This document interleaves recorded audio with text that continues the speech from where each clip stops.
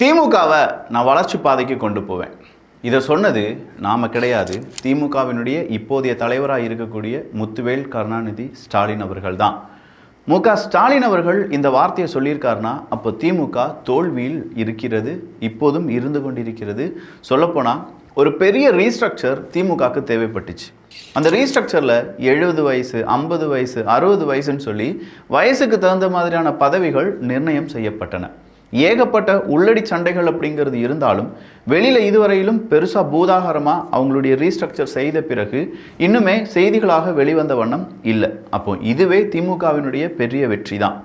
ஆனால் அதை தாண்டி திமுக அதை அறிவிப்பாக வெளியில் விடும்போது தான் அடுத்தடுத்த சிக்கலை திமுக சந்திக்க நேரிடும் அப்படின்னு சொன்னாங்க. இன்னைக்கு ஒஃபிஷியல் ஸ்டேட்மெண்ட் அப்படிங்கிறத மு.க. ஸ்டாலின் அவர்கள் வெளியிட்டிருக்கிறார்கள். திமுகவினுடைய மாவட்ட செயலாளர்கள் 77 110 உயர்த்தியும் கட்சி தலைவர் மு.க. ஸ்டாலின் அறிவித்ததோடு மட்டும் இல்லாமல் சென்னை மாவட்ட செயலாளர் கட்டமைப்பு 10 உயர்த்தப்பட்டிருப்பதாகவும் செய்திகள் வெளியாகி இருக்கிறது. சென்னை மாவட்டம் அப்படின்னு சொல்லும்போதே அங்கே இருக்கக்கூடிய சிக்கலை கொஞ்சம் புரிஞ்சுக்கோங்க. சென்னை அதை சார்ந்து இருக்கக்கூடிய தொகுதிகளில் எங்கேயுமே தாவேகாவை தாண்டி திமுகவால் 2 இடங்கள் கூட அதிகமாக வெற்றி பெற முடியாத சிச்சுவேஷனுக்கு தள்ளப்பட்டு விட்டது. சென்னை எங்களுடைய கோட்டை அப்படின்னு சொல்லிட்டு இருந்த திமுகவுக்கு இது பெரிய அடிதான். அப்போ இங்கேருந்துலாம் வெளியில் வரணும்னா எகெயின் திமுகவுக்கு ஒரு பூஸ்ட் தேவைப்படுது. அந்த பூஸ்ட்டை தான் இன்றைக்கி மு.க. ஸ்டாலின் அவர்கள் சொல்லியிருக்காங்க, திமுகவை மீண்டும் வெற்றி பாதைக்கு கொண்டு வருவேன் அப்படின்னு சொல்லி. இன்றைக்கி சட்டமன்றத்தில் நம்மலாம் காரு பைக்கு வச்சுருக்கிறதுக்கெலாம் யார் காரணம் அப்படிங்கிற ஒரு பெரிய கேள்வி இருந்துச்சு பார்த்தீங்களா? அந்த கேள்விக்கு விடை கிடச்சிருக்கு. என்னன்னு சொல்லி கொஞ்சம் எட்டி பார்த்துட்டு வந்துருவோமா? இது தமிழ் பொக்கிஷம் வழங்கும் ஆழமான அரசியல் சதுரங்கம்.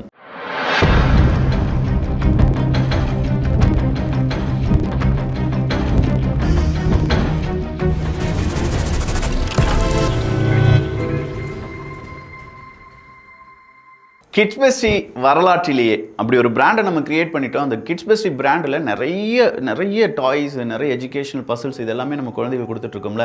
கிட்டத்தட்ட இத்தனை பொருட்களை வாங்குறதுக்கு நீங்கள் 4000 5000 கொடுக்க வேண்டியதாக இருக்கும். அந்த பொருளுடைய லிஸ்ட்டை மட்டும் நான் இந்த வீடியோக்கு லாஸ்ட்டில் வாசிக்கிறேன். அதுக்கான லிங்கை கீழே டிஸ்கிரிப்ஷனில் போட்டுறேன். வேணுங்கிறவங்க வாங்கிக்கோங்க. 1999. நான் சொல்லக்கூடிய ஒவ்வொரு பொருளையும் நீங்கள் கூகுளில், அமேசான்லாம் சர்ச் பண்ணி பிறகு அதை எல்லாத்தையும் நோட் பண்ணி ப்ரைஸை மட்டும் போட்டு பாருங்கள். மினிமம் 5000 ரூபா வரும். என்னென்ன பொருள் அப்படிங்கிறத கடைசியில் சொல்கிறேன், கேட்டுக்கோங்க. இன்றைக்கி துணை மேயர்களுடைய ஒரு விளக்கத்தை நான் பார்த்தேன். எல்லாருமே கருப்பு சட்டை போட்டுட்டு வந்திருக்காங்க. என்னப்பா காரணம் அப்படின்னு சொல்லி பார்த்தா, திமுகவினுடைய உறுப்பினர்கள் எல்லாருமே கருப்பு சட்டை போட்டுட்டு வந்ததுக்கான காரணம், போன ஆட்சி வரை எல்லாமே நல்லா நடந்துட்டுச்சு, ஆனால் இந்த ஆட்சியில் நிறைய கெடுபிடிகள் கொடுக்குறாங்க, கஜானாவில் காசு இல்லைன்னு சொல்லி நம்முடைய வேலைகள் எல்லாம் அங்கங்கே நிற்கிது, அதனால் கருப்பு சட்டை போட்டு நாங்கள் எதிர்ப்பு தெரிவிக்கிறோம் அப்படின்னு சொன்னாங்க. ஐயா ராசாக்களா, தமிழக மக்களே, நல்ல மாற்றத்தை விரும்பின மக்களே, உள்ளாட்சி தேர்தல் என்னைக்கு வருதுன்னு பார்த்துக்கோங்க.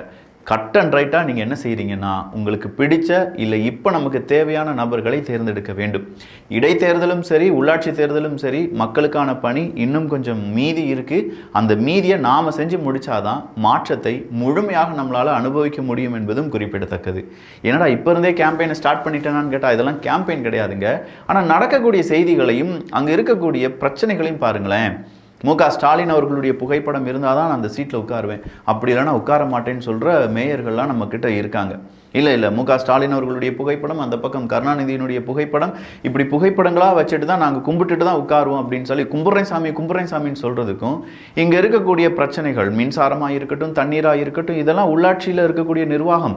அந்த நிர்வாகம் சரியில்லை அப்படின்னா மேல்மட்டத்தில் இருக்கக்கூடிய எம்எல்ஏ, எம்பிக்கள் இவங்களால் எதுவுமே செய்ய முடியாது. அப்போ சிஸ்டம் என்னமோ இப்போ அரசு என்பது இவங்க கிட்ட வந்துருச்சு, தாவேகா கிட்ட வந்துருச்சு. ஆனால் அந்த சிஸ்டத்தை ஆப்ரேட் பண்ணக்கூடிய ஆப்ரேட்டர்ஸ் அப்படிங்கிறவங்க இப்போதும் திமுக காரங்களாக இருக்கிறதுனால ஏகப்பட்ட இடத்துல சிக்கல் அப்படிங்கிறது வந்து கொண்டே இருக்கிறது. இது எல்லாத்தையுமே சரிப்படுத்துவதற்கு ஒரே ஒரு பவர் தான், மக்கள் பவர். அதை சரியாக நம்ம யூஸ் பண்ண போகிறோம். அது எப்படி, எப்போது அப்படிங்கிறத கூடிய சீக்கிரம் நம்ம அரசியல் சதுரங்கம் வழியாகவே தெரிந்து கொள்ளலாம். அந்த மாற்றத்துக்கும் நீங்கள் தயாராக இருப்பீங்க அப்படின்னு சொல்லி நம்புகிறேன். அந்த மாற்றமும் நிகழ்ந்தால் மட்டும்தான் கம்ப்ளீட்டாக இந்த சாப்பிட்டு முடித்த பிறகு அந்த ரசமும் மோரும் ஊற்றி குடித்த பிறகு தான் சரியான சாப்பாடுப்பா அப்படின்னு சொல்லும்ல, அந்த மாதிரி ஒரு சரியான விஷயம் நம்ம முன்னாடி நடைபெறுவதற்கு இன்னும் சில ஸ்டெப்ஸ் அப்படிங்கிறத நம்ம ஃபாலோ பண்ண வேண்டியதாக இருக்குது. அதை நம்ம ஃபாலோ பண்ணுவோம். சிடிஆர் அவர்கள் இன்னைக்கு சிடிஆர் நிர்மல்குமார் அவர்கள், ஏன்னா ஆதவர்ஜன் அவர்கள் டெல்லி குழுவுக்காக போயிட்டார். அங்கே நேபாளத்தில் நடந்த இயற்கை பேரிடர், அங்கிருந்து தமிழர்களை மீட்க வேண்டும், அதுக்கான முக்கியமான நடவடிக்கைகள், யார் யாரை எந்தெந்த இடத்துலேருந்து அவங்களை காம்ப்ரமைஸ் பண்ணணும், எந்த இடத்துல டீமை அனுப்பணும், இது எல்லாத்தையுமே சொல்கிறதுக்காக தாவேகா சார்பாக போயிட்டாங்கன்னு வச்சுக்கோங்களேன். அப்போ இன்னைக்கு சட்டமன்றம் அப்படிங்கிறது கூடுகிறது. இந்த சட்டமன்றம் கூடனோடனே மார்க்கண்டேயன் அவர்கள் இருக்கார்ல, யாருன்னு தெரியுதாப்பா, அவர் தாங்க எலும்பு எண்ணுவேன்னு சொன்னார் பார்த்தீங்களா, அதை அவர் கூட மறந்துருப்பார், ஆனால் மக்கள் மறக்கவே மாட்டாங்க. இப்போ இந்த மார்க்கண்டேயன் அவர்கள் என்ன சொல்றாரு, 90ல் நீங்க எவ்வளவு வாகனங்கள் எடுத்து பார்த்தோம்னா 31,80,000 வாகனங்கள் தான் நம்ம நாட்டில் இருந்தது. இன்னைக்கு எவ்வளவு வாகனங்கள் இருக்கிறது? 3,85,00,000 வாகனங்கள் இருக்கிறது. இதுக்கு காரணம் திராவிட முன்னேற்ற கழகம். இங்க பைக்கு, பைக்கு, காரு எல்லாமே திராவிட முன்னேற்ற கழகத்தினுடைய ஆட்சி. இருங்க ப்ளீஸ், நான் உங்களை யாரையும் ஒன்று சொல்லல. 1990களில் நம்ம நாட்டில் எவ்வளவு வாகனங்கள் இருந்துச்சு தெரியுமா? ஒரு 37 லட்சம் எவ்வளோ அப்படின்னு சொல்கிறார். இப்போ எவ்வளோ இருக்குது தெரியுமா? 3 கோடி இருக்குது. அந்த 3 கோடி வாகனங்கள் வர்றதுக்கு யார் காரணம் தெரியுமா? திமுக தான். என்னையா இது, நான் வாகனம் வச்சிருக்கிறது காரணம் திமுக தானா?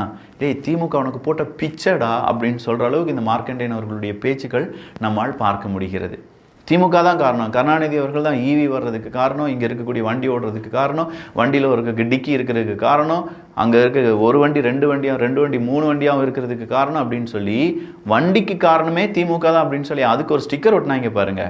ஐயா, இந்த 2 வீலர் வச்சிருக்கிறவங்கலாம், நீங்கள்லாம் கார் வைக்காததுக்கு காரணம் திமுக தான். கார் வச்சிருக்கிறவங்க நீங்கள்லாம் பஸ் வைக்காததுக்கு காரணம் திமுக தான். சைக்கிள் வச்சிருக்கிறவங்க நீங்கள்லாம் சைக்கிள் வச்சிருக்கிறதுக்கு காரணமே திமுக தான். ஒன்றுமே இல்லையா அப்படின்னு, அதுக்கும் காரணம் திமுக தான் ஐயா. எல்லாத்துக்கும் காரணம் திமுக தான் ஐயா. இல்லை நான் பஸ் வச்சுருக்கேன், ஐயோ அதுக்கு நீங்கள் தான் காரணம். இல்லை அவங்க தான், திமுக தான் காரணம். அதனால தான் நீங்கள், அவங்க தயவு இருந்தனால தான் நீங்கள் கார் வாங்கியிருக்கீங்க, நீங்கள் பைக் வாங்கியிருக்கீங்க, நீங்கள் சைக்கிள் வச்சுருக்கீங்க, உங்கள் வீட்டு குழந்தைங்களுக்கு பேம்பர்ஸ் போட்டு விட்றீங்க. இது எல்லாத்துக்கும் காரணம் யார் தான்? திமுக தான். இதெல்லாம் நம்புற மாதிரியா இருக்குது அப்படின்னு கேட்டால், அடுத்த 5 வருஷத்தில் நாங்கள் ஆட்சிக்கு வந்துடுவோம், இதெல்லாம் நம்பலைன்னா சோறு கிடைக்காது பார்த்துக்கோங்க அப்படின்னு சொன்னாலும் சொல்லுவாங்க.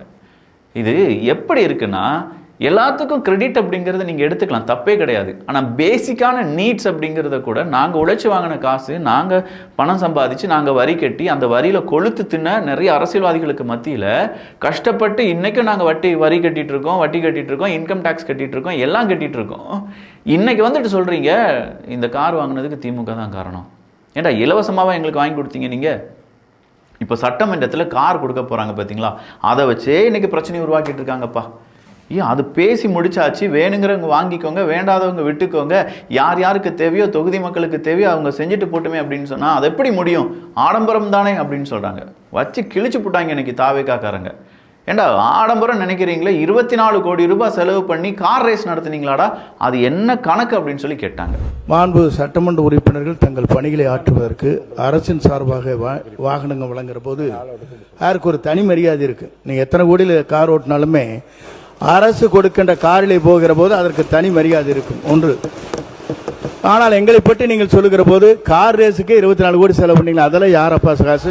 இந்த கார் ரேஸ் எதுக்காக நடத்தப்பட்டது? உடனே அங்கே இருக்கக்கூடிய நேரு அவர்கள் வந்து சொல்கிறாங்க, அவர் விளையாட்டுத்துறை அமைச்சராக இருந்தார், அந்த நேரம் செஸ் நடந்துச்சு, ஹாக்கி நடந்துச்சு, அதே மாதிரி இன்டர்நேஷ்னல் லெவலில் ஒரு கார் ரேஸ் நைட்டு, ஒரே ஒரு நைட்டு நடக்கிறதுக்கான கார் ரேஸுக்கு நம்ம செலவழித்த தொகை 24 கோடி ரூபாய் அப்படின்னு சொல்லி தாவேகா சொல்கிறாங்க. அதை திமுகவால் மறுக்க முடியுதான்னு பார்த்தா ஒரு வார்த்தை அதை எதிர்த்து அவங்களால பேச முடியல. அப்போ 24 கோடி ரூபாய்க்கு மேலே அவங்க செலவு பண்ணியிருக்காங்க அப்படிங்கிறது நமக்கு தெளிவாக புரியுது. இந்த 24 கோடி ரூபாயை எதுக்கெல்லாம் செலவழிச்சிருக்கலாம்? வெறுமனே ஒரு கார் ரேஸ் நைட்டு மட்டும் நடக்குதா இல்லையா, இன்டர்நேஷ்னல் லெவலில் அதை நைட்டு நாங்கள் நடத்தி காண்பிப்போம் அப்படின்னு சொல்லி நடத்தினோம். இதை எதிர்த்து நிறைய பேர் வழக்குகள் தொடர்ந்தாங்க. உதயநிதி ஸ்டாலின் அவர்கள் சொல்கிறாங்க, இந்த கார் ரேஸ் நடக்கக்கூடாதுன்னு நிறைய பேர் வழக்கு தொடர்ந்தாங்க, அதெல்லாம் வெற்றிகரமாக நாங்கள் அந்த வழக்கு இருந்தெல்லாம் விடுதலை வாங்கி அந்த வழக்கெல்லாம் எங்களுக்கு சாதகமாக வந்த பிறகு தான் கார் ரேஸ் நடந்துச்சு, அந்தளவுக்கு பெருமை மிகு ஒரு ஈவெண்ட்டாக இருந்துச்சு கார் ரேஸ் அப்படின்னு சொல்கிறாங்க. இல்லை சார், அந்த நேரமும் நம்மகிட்ட கஜானாலெல்லாம் காசு இல்லாமல் தானே இருந்துச்சு, இதை கூட நம்ம மன்னிச்சு விட்டுலாங்க. ஆனால் ஒரு பிரச்சனை வந்துச்சு பாருங்கள், நாங்கள் கடலுக்கு நடுவில் ஒரு பேனாவை நட்டுக்கிட்டு நிற்க வைப்போம் அப்படின்னு சொல்லி, கலைஞர் கருணாநிதியினுடைய பேனா அப்படின்னு நட்டுக்கிட்டு அங்கே நிற்கும் அப்படின்னு சொல்லி போட்டிருந்தாங்கல்ல. அப்போ அந்த டைம்லலாம் காசு நிறைய இருந்துச்சா நம்ம கிட்ட அப்படின்னு கேட்டால் இல்லையே. அப்போ கருணாநிதி பேனாவை மட்டும் கடலுக்குள்ளே வைக்கிறதுக்கு எப்படிங்க நீங்கள் திட்டம் போட்டிங்க அப்படின்னு சொல்லி கேட்குறாங்க தாவேகா பக்கமாக. உடனே திமுகவிலிருந்து எந்திரிச்சு சொல்கிறாங்க, இல்லை இல்லை அது எங்கள் தளபதிக்கே பிடிக்கல. தளபதினா தப்பாக நினச்சிக்கிடாதீங்க, அந்த தளபதிக்கே பிடிக்கல, முக ஸ்டாலின் அவர்களுக்கே பிடிக்கல கடலுக்குள்ளே பேனா வைக்கிறது, அது சரியில்லைன்னு சொல்லிட்டு அவரே அந்த திட்டத்தை கைவிட்டு விட்டார் அப்படின்னு சொன்னாங்க. உடனே சபாநாயகர் எடுத்தார் பாருங்க ஒரு பிடி, ஐயா அதுக்கு நீங்கள் மட்டும் காரணம் கிடையாது, ஏதோ அவங்களா வாண்டடாக வேண்டானே அந்த பேனா வைக்காம விட்டுட்டாங்களாம். சீமானவர்கள் எதிர்ப்பு தெரிவித்தாங்க. ஏகப்பட்ட இடத்துல இந்த எதிர்ப்புகள் வெளிவந்த வண்ணம் இருந்துச்சு. கடைசியாக மக்களுடைய எதிர்ப்பு வெளியாகிச்சு. எல்லா இடங்களிலுமே மக்கள்கிட்ட நேரடியாக கேள்விகள் கேட்கும்போது பேனா சின்னம் இப்போ கடலுக்கு தேவையாங்க அப்படின்னு சொல்லி ஏகப்பட்ட வசவுகள் தான் வாங்கி கேட்டுனாங்க. கடைசியாக திமுக அதை கைவிட்டாங்க. ஜேசிடி பிரபாகர் அவர்கள் இன்னைக்கு கண்டிப்பாக உங்களுடைய முடிவு மட்டும் காரணம் கிடையாது, ஏகப்பட்ட இடத்துல இருந்து எதிர்ப்புகள் வந்த காரணத்தினால்தான் நீங்கள் அதை கைவிட்டீர்கள் அப்படிங்கிறத இங்கே உண்மையாக சொல்லுங்கள்னு சொல்லி பெரிய ஆப்பா அடிச்சு விட்டுட்டாரு. அடுத்ததா IUML இருக்காங்கல்ல, இந்தியன் யூனியன் முஸ்லீம் லீக், பாவங்க காதர் மொய்தீன் அவர்கள்லாம் எவ்வளவு பொறுமையாக திமுக கூடவே இருந்தார். என்னானாலும் சரி திமுக சொல்கிறதா எங்களுடைய வேத வாக்கு அப்படின்னு சொன்னவர் தான் மொய்தீன் அவர்கள்லாம். அப்படிப்பட்ட மனுஷன் கடைசியாக அதிமுகவும் திமுகவும் ஒன்றிணைந்து ஆட்சி அமைக்க போகிறார்கள் அப்படிங்கிற ஒரு செய்தியெல்லாம் கிடைச்ச உடனே ஏகப்பட்ட பத்திரிகைகளுக்கும் அங்கே இருக்கக்கூடிய நிருபர்களுக்கும் இப்படி ஒரு பேட்டியை கொடுக்குறார். எங்களுடைய கூட்டணி திமுக கூட தான், திமுக அதிமுக ஒன்று சேர்ந்து இன்னைக்கு தாவேக்காவை அழிக்கணும்னு நினைக்கிறாங்க, இதுக்கு நாங்கள் ஒத்து வர மாட்டோம் அப்படின்னு சொல்லி IUML யாருக்கு ஆதரவு கொடுக்குறாங்க? தாவேக்காக்கு ஆதரவு கொடுக்குறாங்க. இப்போ தாவேக்காக்கு ஆதரவு கொடுத்த IUML இன்னைக்கு நன்றி கெட்ட கட்சி அப்படின்னு சொல்லியிருக்காங்க திமுக. இங்கே சிறுபான்மையினராக இருக்கக்கூடிய இல்லாட்டி சிறுபான்மையினர்களுடைய காவலன் திமுக தான் அப்படின்னு நினைச்சிட்டு இருக்கக்கூடிய மக்களுக்கு ஒரே ஒரு விஷயத்த சொல்றேன், என்னைக்கு உங்களால் அவங்களுக்கு லாபம் இல்லை அப்படின்னு சொல்றாங்களோ அன்னைக்கு உங்களை நன்றி கெட்டவர்களும் சொல்லிடுவாங்க. இன்னைக்கு அதுக்கு இரையாகி இருப்பது IUML தான் என்பதும் குறிப்பிடத்தக்கது. முஸ்லீம் இருக்கக்கூடிய கட்சியை பார்த்தே நன்றி கெட்ட கட்சி அப்படிலாம் சொல்றீங்களே, நன்றி கெட்டவர்கள் எங்களை விட்டு போயிட்டாங்க அப்படி இப்படின்னு சொல்றாங்களே, அப்போ இஸ்லாமியர்களுக்கு இவங்க எந்த அளவுக்கு மரியாதை கொடுத்துருப்பாங்க அப்படிங்கிறத கொஞ்சம் யோசிச்சு பாருங்க. இது IUML எதிர்க்கிறார்கள். எங்கள் ஆஃபீஸுக்கு இது வரைக்கும் எந்த முதலமைச்சரும் வந்தது கிடையாது, ஆனால் முதல்வராக விஜய் அவர்கள் வந்தார், எங்கள்கிட்ட ஆதரவு கேட்டார், நாங்கள் கொடுத்தோம், இன்றைக்கி அது சமூக நீதியாக பெரிய அளவில் மாற்றத்தை நோக்கி நடந்து கொண்டிருக்கிறது அப்படின்னு சொல்கிறாங்க. வன்னியரசு அவர்கள் சொல்கிறாங்க, இங்கே சேரிகள் இல்லா ஊரை உருவாக்க வேண்டும் அப்படின்னு சொல்லி விஜய் அவர்கள் பாடல் இந்த சாதியை இங்கே இருக்கக்கூடிய அந்த கட்டமைப்பை உடை தெரிந்து எல்லோரும் சமம் அப்படிங்கிற அந்த ஒருங்கிணைப்புக்கு நம்ம போய்கொண்டிருக்கிறோம். இந்த மானிய கோரிக்கை அப்படிங்கிறதுலாம் டெலிவிஷன்லேருந்து டிவியில் பார்த்துட்டு இருந்த எங்களை பிடிச்சி வா நீங்களும் இந்த மானிய கோரிக்கையில் இருக்கலாம் அப்படின்னு சொல்லி எங்களை உட்கார வச்சு அழகு பார்த்தவர் நம்முடைய விஜய் அவர்கள் அப்படின்னு சொல்கிறாங்க. அதில் இன்னொரு விஷயமும் இருந்தது, நாங்கள் திமுக கூட கூட்டணியில் இருந்தோம். அப்படி கூட்டணியில் இருந்து ஏகப்பட்ட இடத்துல திமுக எங்களுக்காக வாக்கு சேகரித்தார்கள், நாங்கள் அவங்களுக்காக வாக்கு சேகரித்தோம், நாங்கள் திமுகவுக்கு நன்றி சொல்லிக்கிட்டே இருந்தோம். ஆனால் அதே திருமாவளவன் அவர்கள் திமுக வெற்றிக்கு காரணம் அப்படின்னு சொல்லி என்னைக்காவது ஒரு நாளாவது திருமாவளவன் அவர்களுக்கு நன்றி சொல்லியிருக்காங்களா திமுக காரங்க அப்படிங்கிற ஒரு கேள்வியை கேட்டுட்டார். அந்த கேள்வியை கேட்ட உடனே சும்மா விட்டுருவாங்களா உதயநிதி அவர்கள்? ஐயோ இப்படியே போனால் ஒட்டுமொத்த தலித் வாக்கையும் நம்ம இழக்க வேண்டியதாக இருக்கும் அப்படின்னு சொல்லி என்னுடைய அரசியல் ஆசான் திருமாவளவன் அவர்கள் அப்படின்னு சொல்லி பல மேடைகளை சொல்லியிருக்கேன், அவருக்கு எங்களுடைய நன்றிகள் அப்படின்னு சொல்லி வேறு வழியே இல்லாமல் சிறுத்தைகளின் காலில் விழுந்தது திமுக அப்படிங்கிற அந்த டைட்டிலுடன் இந்த வீடியோ இன்னைக்கு பல நபர்களும் ஷேர் பண்ணிட்டு இருக்காங்க. நான் இன்னும் பலமுறை பெருமையாக சொல்லியிருக்கிறேன், என்னுடைய அரசியல் ஆசான் என்றால் அதை நான் தொல் திருமாவளவன் ஏற்றுக்கொள்கின்றேன் என்று பலமுறை நான் சொல்லியிருக்கின்றேன். எனவே நான் தொல் திருமாவளவனுக்கு நாங்கள் என்றைக்குமே எங்களுடைய நன்றியை தெரிவித்துக் கொள்கிறோம். எஸ், சிறுத்தைகளுடைய பவர் அதுதான். ஆனால் என்ன, அந்த பவர் இவ்வளோ நாள் எந்த இடத்துல இருந்துச்சு, யாருக்கு அடிமையாக இருந்துச்சு அப்படிங்கிறது தான். இப்போ அவங்க தன்னிச்சாக தைரியமாக சில முடிவுகளும் எதிர்த்து குரல்களையும் முன்வைக்கிறார்கள். அரசாங்கத்தில் தவறு நடந்தால் தவறு அப்படின்னும், ரைட்டாக இருந்துச்சுன்னா அவங்களை பாராட்டுவதும் அப்படின்னு சொல்லி விசிகா அதனுடைய பாதைக்கு திரும்பி இருக்கிறது. இதில் இன்னொரு விஷயத்தை இந்த மார்க்கண்டேயன் அவர்கள் சொன்னார் பாருங்க, குடிசை மாற்று வாரியம் இருக்குது பார்த்தீங்களா, அதன் வழியாக நிறைய மக்களுக்கு அடுக்குமாடி குடியிருப்பெல்லாம் கட்டி கொடுத்தாங்களாம். பீச்சிலிருந்து சாந்தோம் வரை செல்லும் போது ஹவுசிங் போர்டில் உள்ளவர்கள் வங்கக்கடல் தென்றல் காற்றினை சுவாசித்து வசதியாக உள்ளனர். மார்க்கண்டேயன் அவர்கள் ஒன்றும் கிடையாது. அதே அந்த மார்க்கண்டேயன் அவங்களுடைய மகனை கூப்பிட்டு வந்து இந்த சாந்தோம், அந்த பீச்சிலேருந்து சாந்தோம் வர ஏதோ ஹவுசிங் போர்டில் ஏதோ ஒரு வீடெல்லாம் நல்ல வங்கக்கடல் வசந்த காற்று, அங்கே ஒரு மாதம் உட்கார சொல்லுங்கயா. அந்த ஹவுசிங் போர்டால் கட்டி கொடுக்கப்பட்ட அந்த பில்டிங்கில் 8வது தளத்திலேயோ 9வது தளத்திலேயோ நல்ல வங்கக்கடலினுடைய வாசனை காற்று அப்படியே அந்த தென்றலை சுவாசிச்சு இருக்கிற மாதிரி ஒரு மாதம் இந்த மார்க்கண்டேயனுடைய ஃபேமிலி தூக்கி அங்கே உட்கார வைங்க. எப்படிப்பட்ட இடத்துல அது சொல்கிறாரு அருண் அவர்கள் சொல்கிறாங்க, ஏங்க அவங்களுக்கு சரியாக ட்ரைனேஜ் ஃபெசிலிட்டி இல்லை, வாட்டர் ஃபெசிலிட்டி இல்லை, அங்கே நிறைய கிராக்ஸ் விழுந்திருக்கு, ஏகப்பட்ட இடத்துல நிறைய பிரச்சனைகள் இருக்குது, வாங்க எல்லாரும் சேர்ந்து ஆய்வு பண்ணுவோம் அப்படின்னு சொல்கிறாங்களே. இப்போ வாய்க்கூசாமல் பொய் சொல்கிறதில்ல மார்க்கண்டேயன் அவர்களை அடிச்சுக்கிடவே முடியாது போல். இங்கே இதுக்கு நாமெல்லாம் பதில் சொல்ல முடியாது, ஏன்னா நாம் அந்த இடத்துல வாழலை. நிறைய நண்பர்கள் இருக்காங்க, அவங்க வீட்டுக்கு போயிருக்கோம், அவ்வளோதான் நமக்குலாம் தெரியும். அங்கே வாழக்கூடிய மனிதர்கள், ஹவுசிங் போர்டில் வாழக்கூடிய மனிதர்கள் நீங்களாக இருக்கும் பட்சத்தில் தயவு செஞ்சு உங்களுடைய உரிமை இன்னைக்கு பறிக்கப்படுகிறது. உங்களை பற்றி நீங்கள் சந்தோஷமாக இருக்கீங்க, உங்களுக்கு இது மாதிரி ஒரு வீடு கட்டி அவ்வளோ பல வீடு கட்டி கொடுத்துருக்காங்க, வங்கக்கடலுடைய வாசனை காற்றை நீங்கள் அப்படியே சுவாசித்து கொண்டு இருக்கிறீர்கள் அப்படின்னு சொல்லி ஒரு எம்எல்ஏ சொல்லியிருக்காருன்னா அது உண்மையா பொய்யா அப்படிங்கிறது மக்களுக்கு தெரிந்தாக வேண்டும். உண்மையாக இருக்கும் பட்சத்தில் அவருக்கு நிறைய நன்றிகளை கூறுங்கள். ஆனால் பொய்யா இருக்கும் பட்சத்தில் அவருக்கான எதிர்ப்புகளை நீங்கள் பதிவு செய்யலைன்னா அவர் சொன்னது உண்மையாகிரும். நாம் படுற கஷ்டம் எல்லாமே இங்கே பெரிய அளவில் பொய்யாக மாறிவிடும். பூரா பேட்ச் ஒர்க் அப்படிங்கிற மாதிரி தான் ஹவுசிங் போர்டில் ஏகப்பட்ட பில்டிங்ஸ் இருக்கும்போது மக்கள் சந்தோஷத்தில் இருக்காங்க, மீனவர்கள் ரொம்ப ஹாப்பியாக இருக்காங்க அப்படின்னு சொல்கிறதெல்லாம் என்ன மாதிரியான மனநலம் அப்படிங்கிறது தெரியலை. ஆனால் இதுக்கான பதில் நான் சொன்ன மாதிரி நாம் சொல்லக்கூடாது. ஹவுசிங் போர்டில் இருக்கக்கூடிய மனிதர்கள், டிபி ட்ரூப்ஸ் யாராவது இருந்தீங்க, இல்லை உங்கள் நண்பர்கள் இருக்காங்க, இந்த வீடியோ ஷேர் பண்ணி உன்னுடைய கஷ்டம் என்ன, உன்னுடைய இப்போதைய உன்னுடைய தேவை என்ன அப்படின்னு சொல்லி கீழே கருத்துக்களாக பதிவு செய்யப்படுங்க. அதை கண்டிப்பாக நிறைய பேர் பார்ப்பாங்க. அப்படி பார்க்கும்போதாவது இந்த மார்க்கண்டேயன் மாதிரியான நபர்கள் உண்மையை பேசுகிறார்களா பொய் பேசுகிறார்களா அப்படிங்கிறத மக்கள் புரிந்து கொள்வார்கள். பார்க்கலாம் எத்தனை பேர் அதற்கான பதிலை கூறுகிறார்கள் என்று.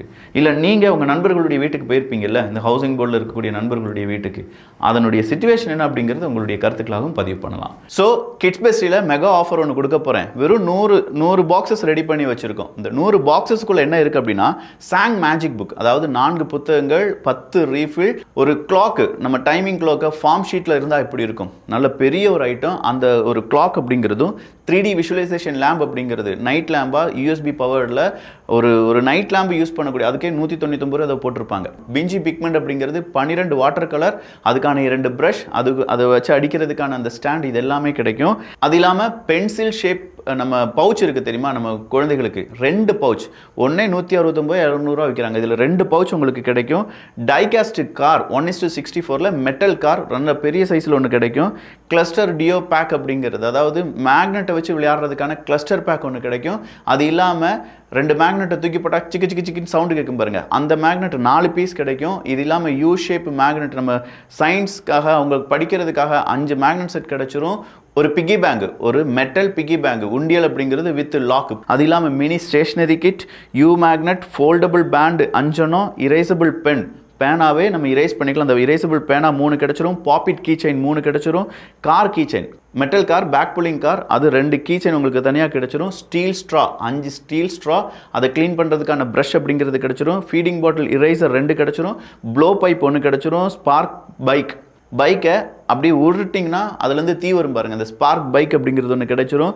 Phone eraser, camera shape projector key chain, camera ஷேப்லேயே அதில் பேட்டரி இருக்கும், அதை ப்ரொஜெக்ட் பண்ணால் டிஃப்ரெண்ட்டான ஷேப்ஸ் அனிமல்ஸ் அப்படிங்கிறது வரும். 5 ப்ரொஜெக்டர் கன் அப்படிங்கிறது கிடைக்கும். Jar sharpener, rainbow pencil 4, stationery scissor 1, multi colour pen 1, அதாவது 6 8 ரீஃபில் இருக்கக்கூடிய pen, gun shape projector, foam sticker, glue stick, doll key chains 5, இன்னும் நிறைய இருக்குங்க. இது எல்லாமே கிடைச்சிரும் 1999. கம்ப்ளீட் லிஸ்ட் கீழே இருக்குது, வேணுங்கிறவங்க வாங்கிக்கோங்க. 100 பாக்ஸஸ் ரெடி பண்ணி வச்சுருக்கோம், அவ்வளோதான். நல்லதை பகிர்ந்து நல்ல சமுதாயத்தை உருவாக்குவோம். நன்றி, வணக்கம்.